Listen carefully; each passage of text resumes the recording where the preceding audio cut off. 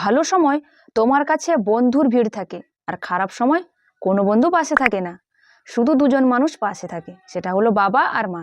জীবনে একটা সময় আসে যখন তোমার সব দরজা বন্ধ হতে থাকে, সবাই দূরে সরে যায়, তুমি তোমার হাসিটাই ভুলে যাও। সেই সময়টা তোমাকে শুধু কষ্ট দেয় না, তোমাকে বেদনা খুব দেয়, কিন্তু এটা এক প্রকারে ভালো।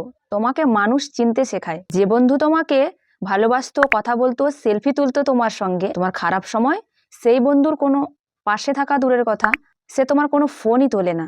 এমন অনেক সময় আছে যেখানে তুমি তাদের অনেক উপকারে লেগেছিলে, যখন তোমার খারাপ সময় আসবে তখন সেই বন্ধুগুলোকে তুমি আর পাশে খুঁজে পাবে না, কারণ তারা তোমার বন্ধু ছিল না, তারা ছিল তোমার সুবিধা।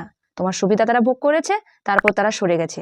কিন্তু তোমার খারাপ সময় যে মানুষটা তোমার ছায়াভেদ করেও তোমার পাশে থাকে, সেই তোমার সত্যিকারের বন্ধু, যে বলে যে দেখ আমি তোর পাশে আছি, তোর শত বিপদেও আমি তোর কাছে থাকবো। খারাপ সময় এটা কিন্তু কোনো অভিশাপ নয়, এটা ভগবানের পাঠানো একটা আশীর্বাদ, যে আশীর্বাদের ফলে তুমি জানতে পারবে কে তোমার সত্যিকারের বন্ধু।